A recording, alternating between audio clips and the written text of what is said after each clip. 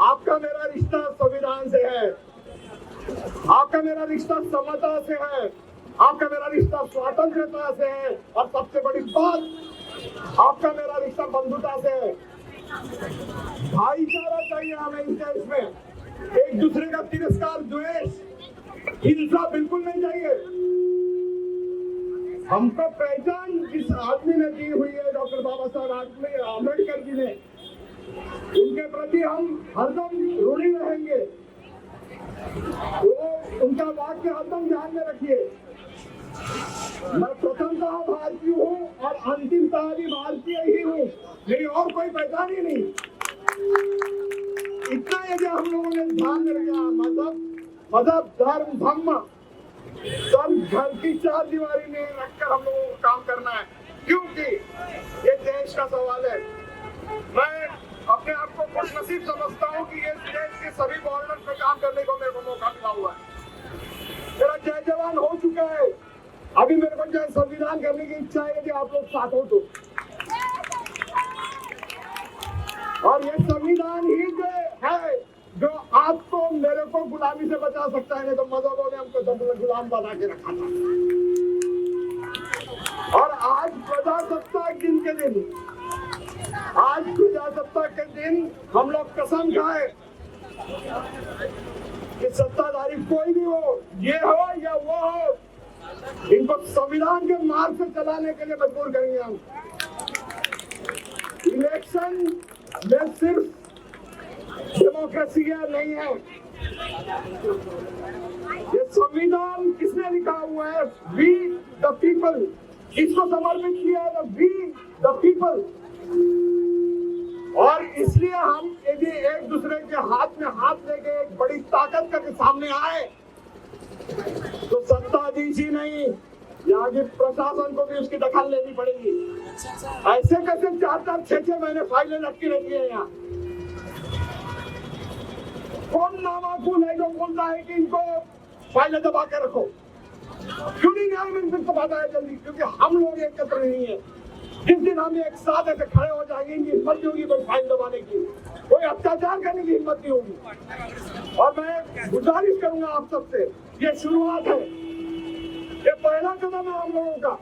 NRC के समय हम लोग एकत्र आए थे, मुझे पत्र है हमारे दिलीप बाबू खोड़के मराठा सेवा संघ के, उनकी इतनी माजी है कि उन्होंने मोमिनपुरा में फुटबॉल ग्राउंड में छत्रपति शिवाजी महाराज की जयंती की थी और बैठने को जगह नहीं थी। मैं आपको बताना चाहता हूँ, ये होता है भाईचारा, ये नहीं कि जात जात में झगड़े लगाओ। इसलिए मैं चाहता हूँ, आप सबसे अपील करता हूँ कि यहाँ से हमारी शुरुआत है। हमारे प्रश्न बहुत गंभीर है। मैं किसान हूँ, किसान का बेटा हूँ, नागपुर संतरे के लिए जाना जाता है। आपको बताते हुए अत्यंत दुख होता है मुझे कि इस साल मैंने 10 रुपए किलो संतरा बेचा है। 1980 में 10 रुपए किलो बेचा था। पिछले साल जो कपास 14,000 रुपए क्विंटल बेचा है, इस साल 6,000 भी नहीं मांग रहा हूँ, क्योंकि उससे जो है इलेक्शन फंड खाए होंगे सभी। इसलिए मेरी अपील है कि जागो, ये संविधान हमारा है, संविधान के हर लाइन पे उंगली रखो और ऐसे कैसे न्याय नहीं देते हम देखेंगे, वो शासन हो प्रशासन हो। आप सभी को गणतंत्र दिवस की बहुत बहुत शुभकामनाएं। भाइयों और बहनों, जय भीम, जय भारत, सलाम। आप लोगों का जोश देखते हुए आप सभी को दिल से सलाम। आज हमारा संविधान 75वें साल में जा रहा है। इसके साथ जो संविधान अलग अलग मुल्कों के बने थे, कोई 5 साल में खत्म हो गया, कोई 7 साल में खत्म हो गया। उस वक्त के जो मनुवाद चाह रहे थे, वो हमेशा ये सोचते थे कि ये संविधान ज्यादा दिन चल नहीं पाएगा, लेकिन 75 में आ गया है ये संविधान। आप सभी को बहुत बहुत मुबारक। संविधान निर्माता डॉक्टर बाबा साहब अम्बेडकर ने हमसे कहा था कि 3 शब्दों पे ध्यान दो। वो 3 शब्द थे, समता, बंधुता और न्याय। आज मैंने अपने आप से पूछा कि पिछले 73 साल में हमने इस तरह की रैली नहीं निकाले थे, आज निकालने की जरूरत क्यों पड़ी? और जब आप लोगों से अपील की गई कि आप आइए, तो इतनी बड़ी संख्या में सभी धर्मों के, सभी जाति के, सभी साथी यहाँ भाई बहन हाजिर हुए। क्यों? क्योंकि आज हमला उन 3 शब्दों पे हो रहा है। आज बंधुता पे हमला हो रहा है। आज वो चाह रहे हैं कि भाई भाई से लड़े। जब भाई भाई से लड़ाई करने की कोई कोशिश करता है तो पूरी खानदान एक होती है उनको मिलाने के लिए। वो आज हम एक हो गए संविधान के नाम पर, ताकि भाइयों में कोई झगड़ा ना हो। दूसरा हमला हमारी समता पर है। बहुत मुश्किल से हम लोग सब साथ में आए, एक दूसरे को बराबरी का समझने लगे। आज फिर प्राइवेटाइजेशन करके एक पर्टिकुलर जाति को ऊपर रख के बाकी सबको बाहर रखने की तैयारी चल रही है, ताकि फिर से अलग अलग ग्रेड्स बने, एजुकेशन में अलग अलग ग्रेड्स बने, फिर से हम जातियों में बढ़ जाए। इसलिए जो हमारे समता पर हमला हो रहा है, उसका मुकाबला करने के लिए हम सब यहाँ जमा है। मैं वकील हूँ, मुझसे ज्यादा न्याय के बारे में और कौन जानेगा। जिस तरह से न्याय हो रहा है, न्याय किसके लिए है, ये हम सब देख रहे हैं। तो न्याय पर हमला हो रहा है, सुनियोजित ढंग से हो रहा है, प्लान करके हो रहा है, इसलिए उसका मुकाबला करने के लिए हम यहाँ जमा हुए। इलेक्शन की बातें हो रही है, हमारे वकील बंधु लोग यहाँ बाजू में बैठे ईवीएम हटाओ के लिए, मेरे भाई प्रदून परमार जी उनको लीड कर रहे हैं। बाहर सीता कामड़े ताई बुझक नजर आई गई, वो पूरी लड़ाई लड़ रही है। तो अगर हम सब बंधु हैं, हम सब साथ में हैं, मुल्क का फैसला हमारे हाथों में है, और अगर 10% लोगों के भी दिल में ये शक है कि ईवीएम के जरिए हमारे वोट चोरी हो रहे हैं, तो आप क्यों बंद नहीं करते? क्यों हमारे दिल का शक दूर क्यों नहीं करते? इसलिए हम यहाँ जमा हैं। आप सबको मुबारकबाद कि आप अपने आपस के फर्क भूल के सब इकट्ठा है। जब तक कि हम एक मुट्ठी की तरह इकट्ठा है, हमको आजादी देने वाला, हमको इज्जत देने वाला, हमको न्याय देने वाला संविधान कोई भी खत्म नहीं कर सकता, कोई छेड़छाड़ नहीं कर सकता। आप सबकी तरफ से मैं यही कहना चाहूंगा कि जो जो संविधान के साथ छेड़छाड़ जब करने की कोशिश करेगा, हम लोग फिर रास्ते पर आएंगे और डॉक्टर बाबा साहब अम्बेडकर के दिए संविधान के लिए हम अपना तन मन धन सब कुछ अर्पित कर देंगे। मेरे साथ बोलिए, जय संविधान, जय संविधान। धन्यवाद। दोस्तों नमस्ते। देखिए, आज 26 जनवरी है। 150 साल से अंग्रेजों की गुलामी के बाद में हम लोग आजाद हुए। उसके लिए किसने किसने क्या क्या काम किए, कितने बलिदान हुए, ये याद रखने का आज दिन है। और ये भी याद रखना पड़ेगा कि हमारे प्रगति हो रही है, अधोगति हो रही है, हमारे में भाईचारा बढ़ रहा है कि नफरतें फैलाई जा रही है। तो आज परिस्थिति ऐसी है कि हमको ये सोचना पड़ेगा, कि हमारे देश के अंदर मनुस्मृति वापस से लानी है या संविधान की पुनर्स्थापना करनी है, संविधान की रक्षा करनी है। ये डिसाइड करने का ये दिन है। ये ऐसे दिन हमारे सामने आ गए हैं। ये आने वाली जो इलेक्शन है 2024 का, एक बात ध्यान में रखिए, मैं सबको बोलता हूँ कि ये 2024 के इलेक्शन के अंदर अगर ये मनुस्मृति का रक्षण करने वाले अगर आ गए वापिस से, तो ये भी भूल जाइए कि इसके आगे का कभी इलेक्शन होगा, कभी नहीं होगा इलेक्शन इसके बाद में। ये जो आगे का धोखा है ये मैं आपके सामने बता रहा हूँ।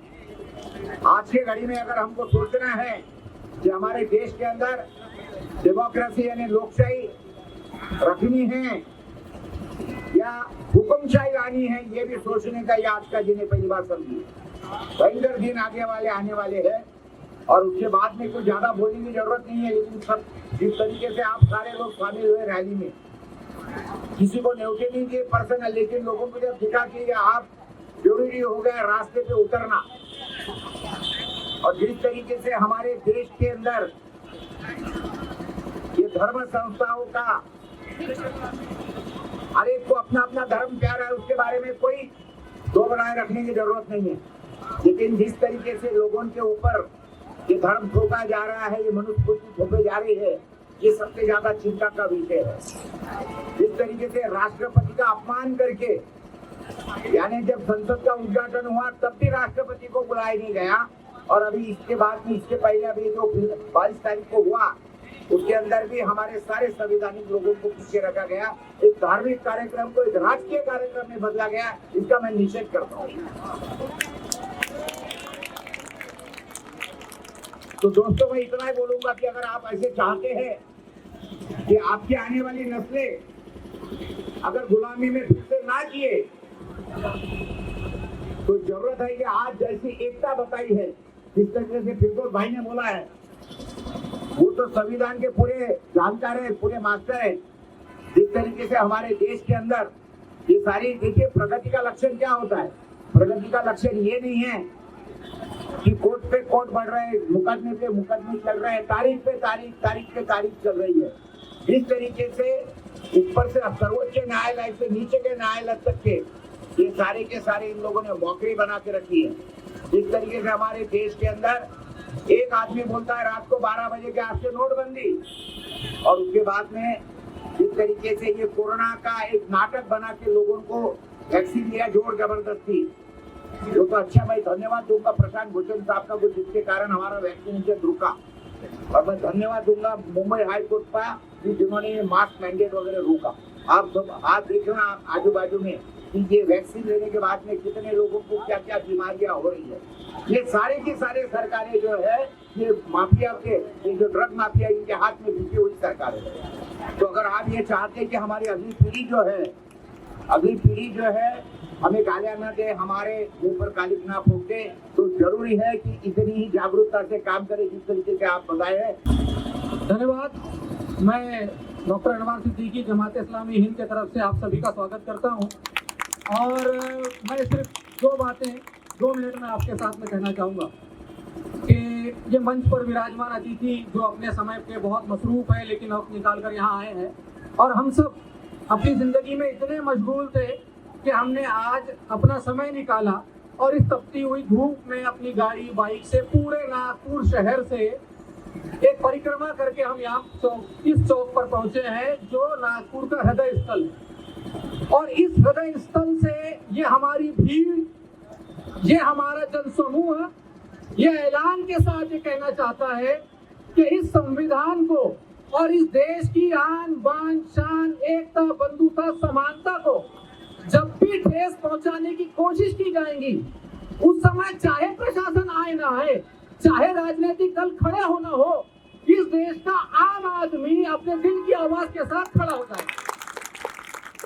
आप सब मुबारकबाद के हामिल है कि आप लोग वो बेशकीमती लोग हैं जिनके दिलों में संविधान जिंदा है और देश के प्रति इज्जत जिंदा है। इन्होंने तो लगभग खत्म कर दिया संविधान को, सिर्फ एक पीस बनाकर, किताब बनाकर इन्होंने रखा हुआ है, उसकी रूह इन्होंने खींच ली है।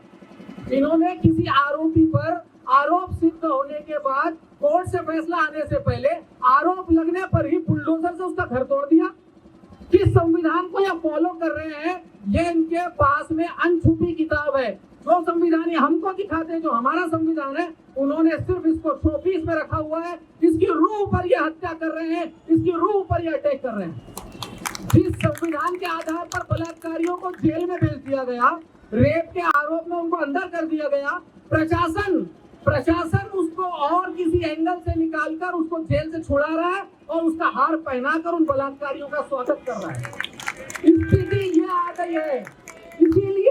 इसीलिए अब किसी राजनीतिक दल, अब किसी प्रशासनिक संस्था या कोई सरकारी संस्था के एक्शन का वेट हमें नहीं करना है।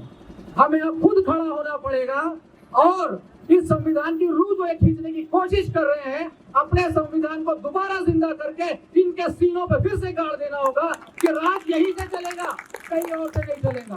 तो मैं आप सभी का शुक्रिया करता हूँ कि आपने संविधान को पुनर्जीवित करने की इस लड़ाई में अपना सहभाग दिया और मैं आप सबका इस धन्यवाद के साथ अपने शब्द समाप्त करता हूँ। मैं समझ सकती हूँ उस चिंता को, जिस चिंता के कारण हम सब अब यहाँ पर मौजूद हैं और पूरे नागपुर शहर में आपने जो रैली निकाल कर जो चिंता का इजहार किया है।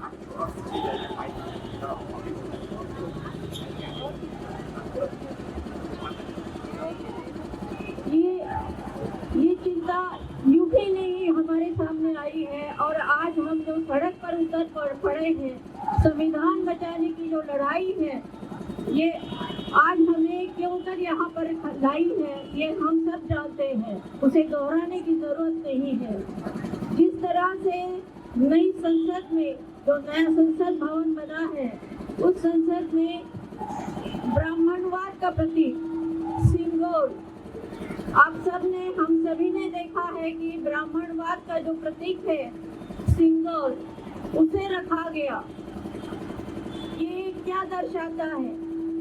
जबकि संविधान ये लोकतंत्र का एक मंदिर है, जो सर्वधर्म समभाव की जो बात है, हमारे संविधान ने सर्वधर्म समभाव, समानता, बंधुता और न्याय की जो बात कही है और जिस कारण हम आज यहाँ पर मौजूद हैं, हम अपनी बात कह सकते हैं, हम अपनी अभिव्यक्ति की स्वतंत्रता हमें मिली है, हम सब आज़ाद हिंदुस्तान के आज़ाद नागरिक हैं। फिर क्या वजह थी कि एक पुरातन धर्म जो बहुत हजारों साल पहले की एक प्रतिमा को लाकर वहाँ पर स्थापित कर दिया है? ये दिखाना चाहते हैं कि यहाँ पर एक हिंदू धर्म का राष्ट्र हो, एक धर्म हो, एक राष्ट्र हो और एक ही केवल चुनाव हो। ये कतई माफ करने वाली बात नहीं है। संविधान ने हमें जो अधिकार दिया है, जो समता, बंधुता और सर्वधर्म समभाव की जो बात कही है, उसे हमें कायम रखना है, उसे हमें फिर से जोड़ना है। अगर ये कहीं से टूटता हुआ या उसे कहीं से दरार दिखाई देती है, तो मुझे लगता है उस दरार को हम सब मिलकर, एक साथ मिलकर उस दरार को खत्म करने की कोशिश करेंगे और उस दरार को बढ़ने नहीं देंगे। दूसरी बात, क्या जरूरत थी कि आने वाले जो इलेक्शन है, 24 के जो इलेक्शन है, जो अभी जो चुनाव होने वाले हैं, उससे पहले देश के सबसे बड़े मुखिया, जो जिसे पंतप्रधान कहा जाता है, उन्होंने केवल एक धर्म के नाम पर जो संविधान के खिलाफ है, संविधान की धारा 51 के खिलाफ है, मैं शायद सही कह रही हूँ, क्योंकि न्याय को जानने वाले यहाँ पर एडवोकेट साहब बैठे हैं, तो मैं अपने आप को सही करना चाहती हूँ कि संविधान की धारा 51 के तहत किसी भी पंतप्रधान को या किसी भी राष्ट्रपति को यह अधिकार नहीं है कि राजनीति के साथ धर्म को जोड़ा जाए। और धर्म को जब जोड़ा जाता है राजनीति के साथ, तब इस देश में बहुत टूटन होती है, आपस का भाईचारा टूट जाता है, आपस में नफरत फैलाने की कोशिश की जाती है और तमाम तरह की ऐसी बातें यहाँ पर हमारे ऊपर थोप दी जाती है कि आपके खान पान पर, आपके पहनावे पर, आपकी इबादत पर और आपके रहन सहन पर यहाँ पर सवालिया निशान उठाया जाता है। संविधान ये कहीं कतई नहीं चाहता है। संविधान ने हमें समता का अधिकार दिया है। धर्म, चाहे किसी भी धर्म में हमारी आस्था हो, उस धर्म की पाबंदी से हम उस आस्था को हम इजहार कर सकते हैं। उस आस्था को हम अपने देवी देवता या अल्लाह या खुदा या सभी में हम ढूंढ सकते हैं। लेकिन यहाँ ये बात कही जा रही है, बार बार कही जा रही है कि हम लोग यहाँ पर एकत्रित नहीं हो, इकट्ठे नहीं हो, ताकि इकट्ठे होते ही एक मजबूत ताकत बन जाती है। और आज जो आपने सभी ने यहाँ पर जो एक साथ आकर जो संविधान को बचाने का जो एक वायदा किया है, एक संकल्प लिया है, एक प्रण लिया है, मुझे लगता है कि यही इस देश की आवाज़ है, इस आवाम की आवाज़ है, ये जनतंत्र की आवाज़ है। जो यहाँ पर आज शरीक हुआ, एक झुंड उनके पास है जो द्वेष फैलाता है, जो मस्जिद के सामने जा करके ऐसे नारे लगाता है जहाँ पर कम्युनल राइट हो जाए, चर्च के सामने जा करके झंडा लगाता है। और एक हमारे ये देश के वासी है जो देश के अंदर में भाईचारे का नारा दे रहे हैं, भाईचारे की बात कर रहे हैं, संविधान की बात कर रहे हैं। यहाँ हिंदू भी है, मुसलमान भी है, सभी है। एक एक का धन्यवाद देता हूं मैं। 22 तारीख हमारे देश के लिए जानबूझ के 26 के पहले रखा हुआ तारीख है। मैसेज देना एक कंट्री को। उस दिन मुझे नहीं लगा कि मैं एक धर्मनिरपेक्ष भारत में रहता हूं। तंग आया हूं मैं। मुझसे एक भाई कहता है, मेरा ही देशवासी है वो, कि मैं आंख बंद करता हूं तो आज तो मैं राममय हो गया पूरा, मुझे राम ही राम दिख रहा है। आपको क्या दिख रहा है?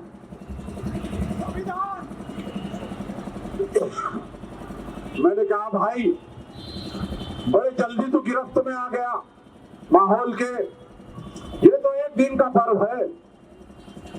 मैं किसान मरता हुआ दिखता, मैं जब आंख बंद करता हूं तो मैं इस देश की महिला का प्रताड़न दिखता है। मणिपुर की महिलाओं को जो उनकी अवस्था की गई वो दर्दनाक सीन दिखता है। एक बच्ची के ऊपर रेप करने के बाद 15 अगस्त के दिन ये सरकार, निर्लज्ज सरकार, उनको छोड़ देती है, स्वागत करती है। मेरे को मेरे देश का बेरोजगार दिखता है, मेरे बच्चे दिखते हैं, वो माँ बाप दिखते हैं जो अपने बच्चे की डबल फीस करके पढ़ा रहे हैं। शिक्षा का बुरा हाल दिखता है। जो शिक्षा हर एक भारतीय को मिलना चाहिए वो डबल पैसे, स्कूल की फीस भी भरो, क्लास की फीस भी भरो, तब जाके आपका बच्चा नीट पास होगा, यही पास होगा।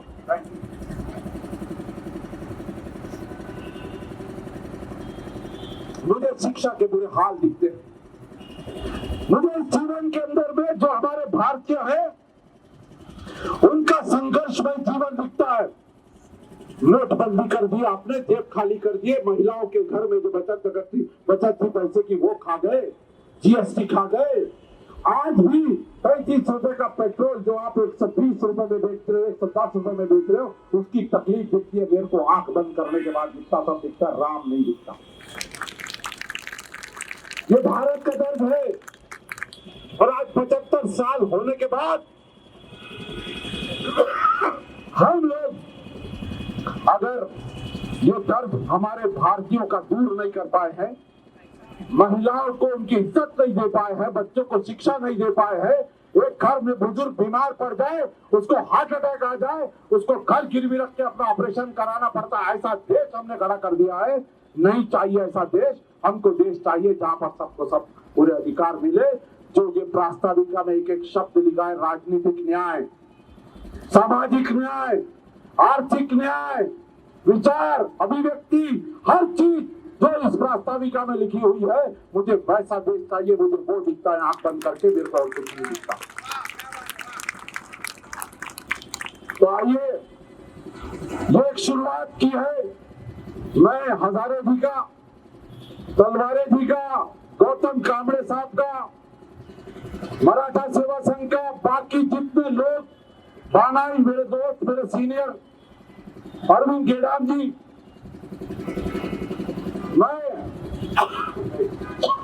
मैं इन सब का धन्यवाद देता हूं, क्योंकि इन्होंने फेडरेशन ऑफ ऑर्गेनाइजेशन के अंतर्गत सारी लोगों को यहाँ जमा किया और जमा करके हमारे को आज के दिन के अंदर में हमारी अपनी एक शुरुआत है। हमें ऐसा ही जुड़े रहना है, हमें ऐसे ही काम करने हैं, हमें ऐसे ही अपने को समाज के अंदर में मैसेज देना। मेरी जितनी बहनें यहाँ बैठी हुई है, ग्रीन कलर पहन के मैं सलाम करता हूँ उनको। आज हमारे साथ में जो लोग खड़े हैं, जमाते इस्लामी हिंद वाले हो, चाहे देश के वासी हो, मैं उन सब का धन्यवाद करता हूँ, क्योंकि वो लोगों ने आज हमारे साथ जुड़े और ऐसा ही जुड़े रहना है। ये कारवां बंद नहीं होगा, ये कारवां चलते रहेगा और इसका चलना जरूरी है, क्योंकि देश अब हमको अपने हाथों में लेना है, सिविल सोसाइटी को हाथों में लेना है। बहुत हो गया ये राजनीति, अब हम पढ़े लिखे लोग इस देश को चलाएंगे। बुद्धिजीवी लोग चाहिए हमको, लड़वैये चाहिए जो संविधान की इज्जत करे। हमको वो लोग नहीं चाहिए जो संविधान की अवहेलना करे, इंसान की अवहेलना करे, घर घर में झगड़े लगाए। नहीं चाहिए ऐसे लोग हमारे को। ये लिस्ट बहुत लंबी है, 80 इसमें ऑर्गेनाइजेशन है। उससे भी ज्यादा हमें बाद में समर्थन मिला। ये तो पैम्पलेट छपते तक 80 हो गए थे, लेकिन समर्थन आते तक 100 के पार हो गए थे हमारे पास। आज की हमारी रैली, कोई कहता था 1.5 किलोमीटर, मैंने आखिरी गाड़ी तक उसकी फिल्मिंग की। 2.5 किलोमीटर की हमारी रैली थी और एक एक इंसान हमारा बहुत बढ़िया तरीके से उसमें शरीक हुआ।